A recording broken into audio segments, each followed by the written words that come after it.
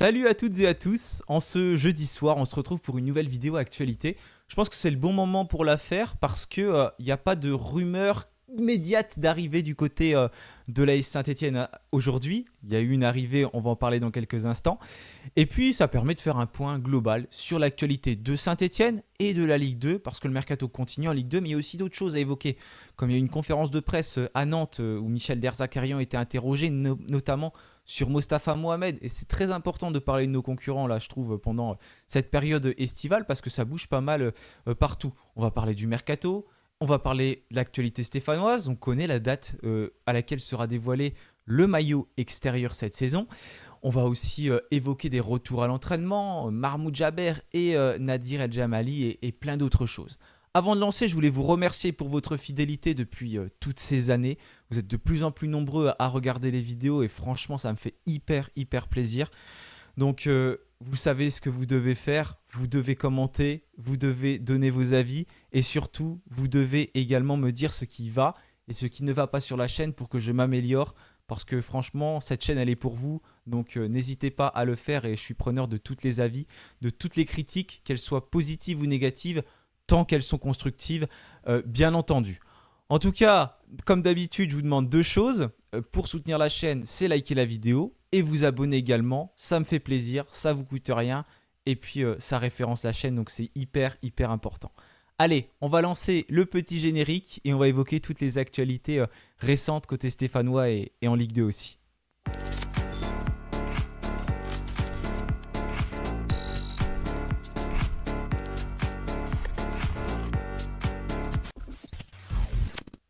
Alors c'était quelques instants avant que je commence à tourner cette vidéo, l'AS Saint-Etienne a mis un message sur le petit canal Instagram, vous le suivez peut-être, pour dire que les maillots extérieurs vont être dévoilés, le maillot extérieur, parce qu'il n'y en a qu'un, mais il y en aura plusieurs de vendus, va être dévoilé le 31 juillet.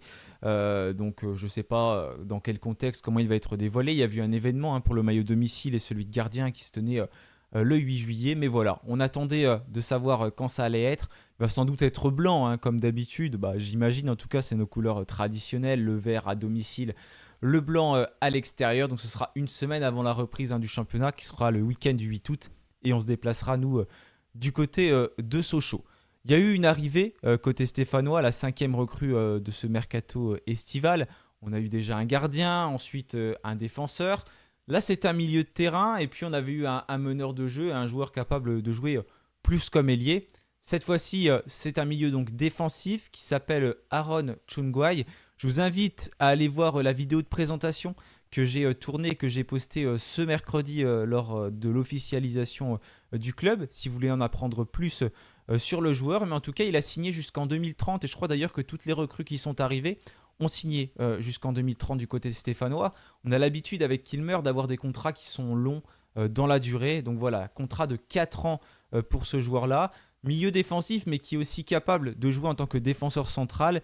Et d'ailleurs, dans le club suédois où il était, l'AIK, il jouait actuellement en tant que défenseur central avec son coach qui est arrivé, je crois, au début de l'année 2026, un coach espagnol et qui l'a mis à cette place-là. Donc voilà, il est assez polyvalent et on aura l'occasion bien évidemment de le voir jouer. Je ne sais pas si ce sera dès ce samedi lors du match de préparation. Mais en tout cas, c'est une nouvelle recrue côté stéphanois. Et le mercato, j'imagine qu'il va encore continuer. Yann Castro avait lui-même annoncé qu'il y aura d'autres arrivées. Justement, donc il va y avoir ce match amical programmé ce samedi à 18h face au Servette FC. D'ailleurs, j'ai vu que cette équipe a affronté Lyon il y a quelques jours. Je crois que les Lyonnais se sont imposés. Le match sera diffusé à 18h. Je pense que c'est sur la chaîne YouTube de l'AS Saint-Etienne, mais à confirmer. Donc on verra tout ça, mais il sera bien diffusé. Ça a été annoncé. Il y a Yann Castro qui s'était exprimé après la dernière rencontre sur le site officiel de l'AS Saint-Etienne. Donc je vous lis ses propos, c'est assez intéressant. Donc voilà, il attend de découvrir son équipe, de voir ce qui va se passer. Il y a d'autres matchs qui seront programmés, notamment contre Glasgow, dans pas très longtemps non plus. Donc je cite ses propos, on a déjà fait 13 séances depuis la reprise, donc il y en a un petit peu plus, c'était après le dernier match, puisqu'on s'est parfois entraîné 2 fois par jour. Plus tôt cette semaine, on a fait une opposition interne où les joueurs ont eu 30 minutes de temps Et aujourd'hui, le but était de monter à 45, donc lors de ce match. Les joueurs m'ont paru un peu fatigués. Je ne sais pas si on pourra déjà donner 1 heure de temps de jeu contre Genève ce samedi, parce qu'on a une grosse deuxième semaine qui nous attend. On verra comment les joueurs réagissent physiquement. Donc voilà, il n'y aura peut-être pas non plus trop d'enseignements à tirer de cette rencontre face à Genève. Il va y avoir encore un gros turnover d'effectuer. On a eu 2 équipes totalement remaniées entre la première et la seconde mi-temps. L'équipe plus dite titulaire, en tout cas me semblait-il, lors du premier acte, et une équipe beaucoup plus jeune lors du second. Donc ce sera peut-être dans la même logique avec certains joueurs qui vont peut-être rester pour jouer un petit peu plus longtemps. Mais voilà, il y a des semaines intensives, on sait que c'est normal, c'est la préparation et ça fait déjà un petit moment qu'ils ont repris les joueurs. Donc là, ça y est, on commence à prendre du rythme, on commence à monter en puissance et après on va redescendre la pression avant la reprise du championnat. Donc à voir comment ça va fonctionner, mais on va certainement pouvoir observer le schéma tactique de Yann Cattereau qui devrait ressembler à 4-2-2-2 parce que c'est ce qu'il est en train de mettre en place et c'est ce qu'on vous avait révélé notamment sur Peuple Vert. Il va certainement pouvoir compter sur d'autres joueurs. Peut-être que c'est encore un petit peu trop tôt, mais on va sûrement les voir au fur et à mesure de cette préparation. Nadir El Jamali qui ont retrouvé les séances collectives. Mahmoud Jaber, on l'avait notamment vu s'entraîner à part avant déjà la reprise des autres joueurs stéphanois. Les 2 joueurs reviennent de blessure. On a Strajnia Stojkovic qui revient également, pas de blessure lui, mais de sélection. Il a joué l'Euro U20 avec la Serbie. Bon, ça a été catastrophique pour lui. 3 défaites en 3 rencontres pour cette compétition qui s'est disputée au Pays de Galles. Et là, il est donc revenu, on l'a vu sur les photos d'entraînement. Mais pour Nadir El Jamali, il avait été opéré à la fin du mois de février dernier. Donc c'était pour retirer un corps étranger qui était dans son genou. Et pour Mahmoud Jaber, on se souvient, il s'était notamment blessé lors de l'échauffement du match contre Bastia en avril dernier. Il a été opéré ensuite quelques jours plus tard.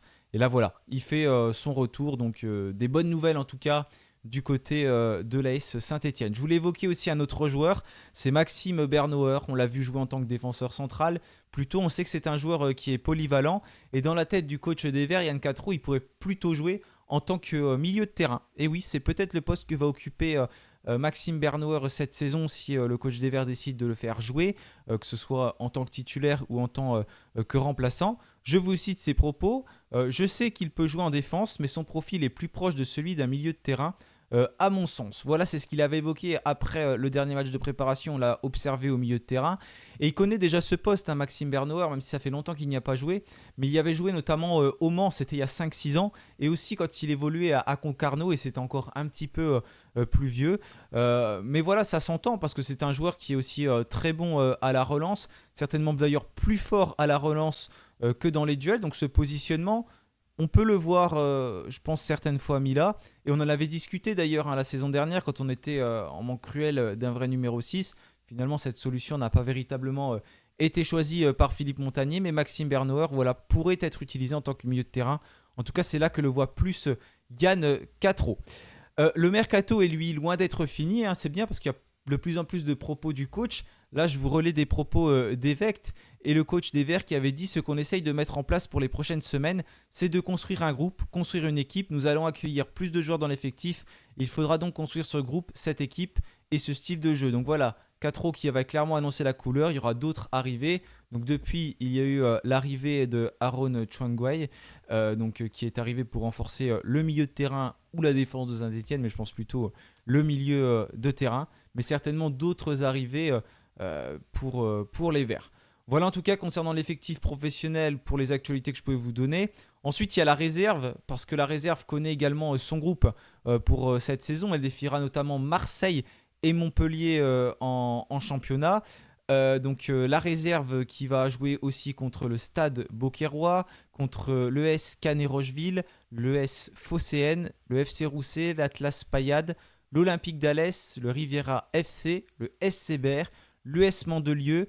Il y a aussi dans cette poule les Corses du Gallia Club Luciana et le club du FC Espali. Donc c'est peut-être le déplacement le plus proche. Espali, on se souvient qu'il avait fait une belle épopée en Coupe de France il y a 2 ans, je crois. Et c'est un club qui se situe à côté du Puy-en-Velay. Je vais y arriver. Le club du Puy-en-Velay et du FC Espali qui sont juste à côté. Je crois que c'est eux qui ont un magnifique stade avec les roches derrière. Donc voilà pour les équipes dans la poule. Donc ce sera plutôt une poule sud pour Saint-Etienne cette saison en National 2. On était en National 3 la saison dernière. Cette fois-ci, c'est National 2, je le rappelle. Parce que voilà, le championnat qui a changé, il y a la Ligue, il y a la Nationale qui se transforme en Ligue 3. Donc forcément, ça évolue. Et d'ailleurs, en National, donc dans la nouvelle Nationale, il n'y aura plus les Girondins de Bordeaux. Vous l'avez certainement suivi, mais ils n'ont pas réussi à apporter les garanties nécessaires pour évoluer dans ce championnat. Et j'ai une grande pensée aujourd'hui pour ce club qui va redescendre et sans doute repartir en Régional 1. Donc c'est terrible ce qui arrive aux Girondins. Donc j'ai une grande pensée pour ce club bordelais. Je crois d'ailleurs que c'est la réserve de Sochaux qui a été repêchée en National d'après ce que j'ai pu lire dans les dernières actualités. Maintenant, on va continuer avec l'effectif féminin parce que je voulais quand même l'aborder aussi. Je ne vais pas parler de toutes les recrues parce qu'il y en a énormément, mais c'est justement pour ça que je voulais le dire. Il y avait une multitude de départs du côté des féminines de Saint-Etienne à l'issue de la saison. Il y avait quasiment plus d'effectifs. Il y a eu, ça y est, un mercato qui a été lancé. On a notamment vu le retour de Ninon Blanchard, enfant du club qui était à Marseille, qui a fait son retour, la défenseur du côté de Saint-Etienne. Et au total, c'est déjà 11 recrues qui ont rejoint le groupe des Vertes, qui ont d'ailleurs repris les entraînements en fin de semaine dernière. Et le mercato qui prend une autre tournure, différent notamment de la saison dernière où c'était plein de joueuses étrangères qui venaient, qui n'avaient pas cette expérience de l'Arkema Premier League. Là, l'AS Saint-Etienne est descendu en seconde ligue, mais le mercato est différent. Ce sont souvent des jeunes joueuses entre 19 et 25 ans environ qui rejoignent le club et qui ont pour la plupart une expérience soit en Arkema Premier League, soit en seconde ligue. C'est quasiment à chaque fois voilà, les mêmes, on va dire, CV, même si ce sont des profils qui sont bien entendu différents. Mais voilà, on mise sur des joueuses d'avenir, mais qui ont tout de même une expérience et qui ont d'ailleurs des expériences internationales, notamment avec les équipes jeunes françaises. Et il y a des joueuses qui arrivent d'un peu partout, de Lille, il y a une Lyonnaise aussi qui est arrivée, de Marseille. Bref, ça arrive un petit peu de partout pour rejoindre l'effectif stéphanois qui reprend donc les entraînements. Il y aura des matchs de préparation. Il va y avoir aussi un stage effectué au Chambon sur Lignon. Je crois que c'est entre le 6 et le 9 août de mémoire. Et puis après, il y aura la reprise, la coupe LFFP où on avait été catastrophique l'année dernière qui va commencer fin août. Et ensuite, la reprise du championnat qui se disputera pour la première journée sur la pelouse de Thonon. Ce sera le 6 septembre. Ensuite, on affrontera Le Mans à domicile. On terminera le championnat le 9 mai à domicile. Et ce sera de nouveau contre Thonon. Donc voilà pour les actualités que je pouvais vous dire sur les féminines. Équipe qui est toujours entraînée d'ailleurs par le coach Yannick Chandiou. Et d'ailleurs, dans ce championnat, oui, la vidéo sera peut-être un peu longue, mais il faut que je l'évoque. Pour l'instant, il n'y a que 11 équipes. Pourquoi ? Parce qu'en Arkema Premier League, il y a Dijon qui ne peut pas continuer. Ils n'ont plus les garanties nécessaires, les finances nécessaires. Donc, ils ne peuvent plus rester en Arkema Premier League. Ils ont été relégués. Je ne sais même pas d'où ils repartent, les Dijonnaises. Ça, c'est terrible aussi parce que c'était un grand club. Un club que Yannick Chandiou a connu, que notre ancien coach également, Sébastien Joseph, avait aussi coaché. Donc, ce qui fait que Lens, qui était descendu avec nous, retourne en Arkema Première Ligue, parce qu'ils avaient terminé devant nous, donc c'est eux qui ont été repêchés. Et en seconde ligue, c'est Caen qui avait été pris, qui venait du championnat de 3e division, qui était monté en seconde ligue et qui a décidé de ne pas honorer cette montée parce que voilà, ils ont vu que clairement ils ne pourraient pas tenir, c'est trop difficile pour eux, ils ont été prévenus trop tard. Donc pour l'instant, il n'y a que 11 clubs dans ce championnat. Donc à voir ce qui va se passer, mais il y aura un moment donné où ça va faire un peu comme en national l'année dernière, il y a peut-être un club qui ne va pas jouer. Donc à surveiller ce qui va se passer, mais pour l'instant, on en est là dans ce championnat de seconde ligue, mais c'est terrible. Et je pense que c'est à cause des droits TV qui sont en chute libre dans les clubs de Ligue 1 notamment et de Ligue 2, que les sections féminines de ces clubs-là, forcément, je dis forcément, non c'est pas forcément, c'est malheureusement, elles en subissent les conséquences. Et je pense que tout ça est lié, même si on va nous dire que ce n'est pas ça, mais à mon avis, il y a quand même malheureusement un lien avec tout ça. Donc bon courage à tous ces clubs qui se retrouvent aujourd'hui dans des situations hyper délicates. Nous, on a la chance d'avoir malgré tout, même si on peut les critiquer, des actionnaires qui sont solides derrière nous parce qu'on aurait pu se retrouver aussi dans une situation très très difficile. Voilà, j'ai fini d'évoquer les actualités stéphanoises. On va continuer avec les actualités de Ligue 2. Désolé pour la longueur de la vidéo. Mais il y a quand même aussi beaucoup de choses à évoquer, notamment du côté de Nantes, un club qui s'active, ça bouge beaucoup. Ils font un mercato différent de nous. Il y a deux types de mercato en Ligue 2. Il Il y a le Mercato Stefano, on va chercher des profils plutôt data de championnats étrangers. Et les autres clubs qui ont beaucoup moins d'argent et qui, eux, prennent des joueurs qui sont pour la plupart libres ou qui se les échangent entre eux. Il y a Reims qui essaye de faire un petit peu comme nous en allant chercher des joueurs ailleurs. On avait d'ailleurs déjà parlé du projet rémois qui se basait de plus en plus sur la formation. Ça va être ce qu'ils vont faire cette saison avec plusieurs groupes qui sont créés donc, pour mettre au service ensuite du coach. Et du côté de Nantes, on mise sur l'expérience et on fait revenir un joueur qui jouait du côté de Rodez il y a de cela 2-3 saisons, Kylian Corredor, qui signe jusqu'en 2030. Et donc il était connu à Rodez. Il vient du club de Darmstadt. Darmstadt, désolé pour la prononciation, j'ai pas fait allemand, en Allemagne, qui évoluait donc en seconde division. Saint-Etienne était aussi évoqué sur le dossier. Après, je ne sais pas si c'était réel ou pour faire monter les enchères, mais en tout cas le joueur qui a bien signé du côté de Nantes.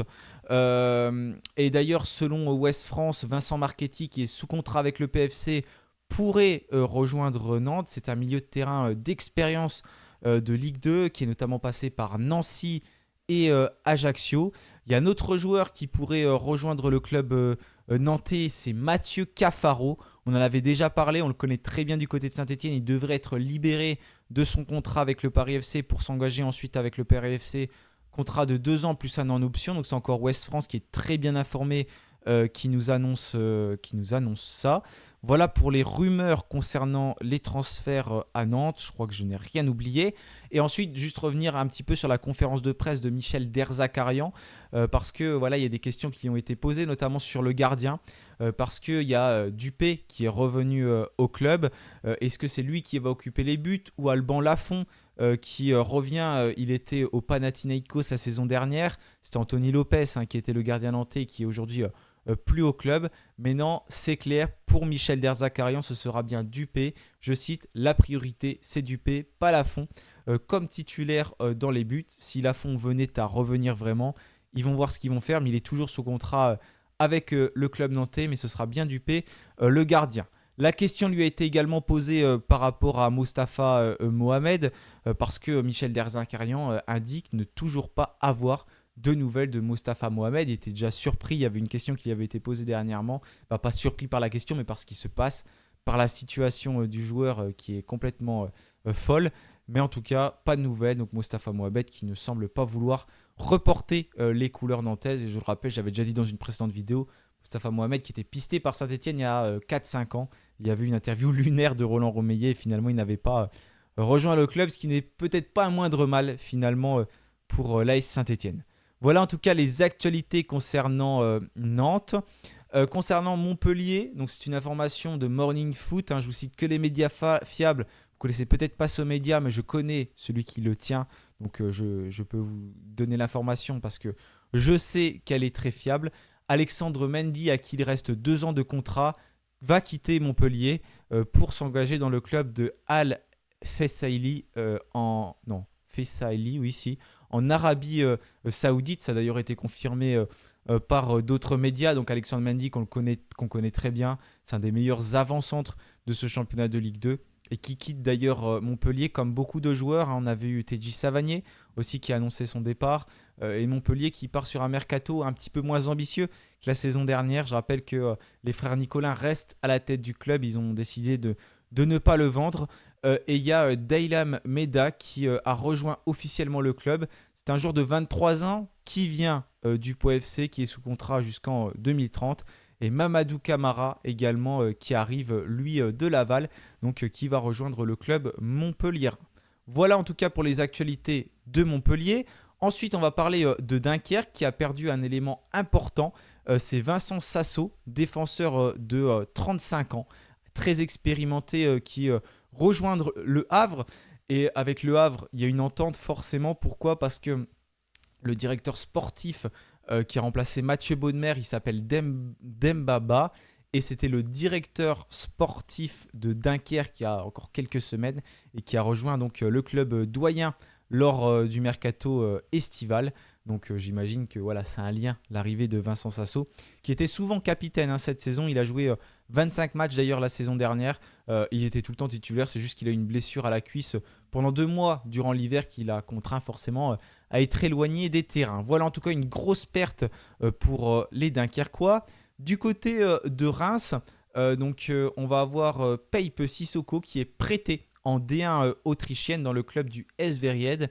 Donc avec une option d'achat, c'est un joueur de 20 ans. C'est pas entre guillemets une grosse perte pour les Rémois, en tout cas par rapport à son vécu en Ligue 2, parce que l'année dernière, il avait eu juste 4 bouts de match en Ligue 2. Donc voilà, il va prendre de l'expérience là-bas. Après, il y a une option d'achat.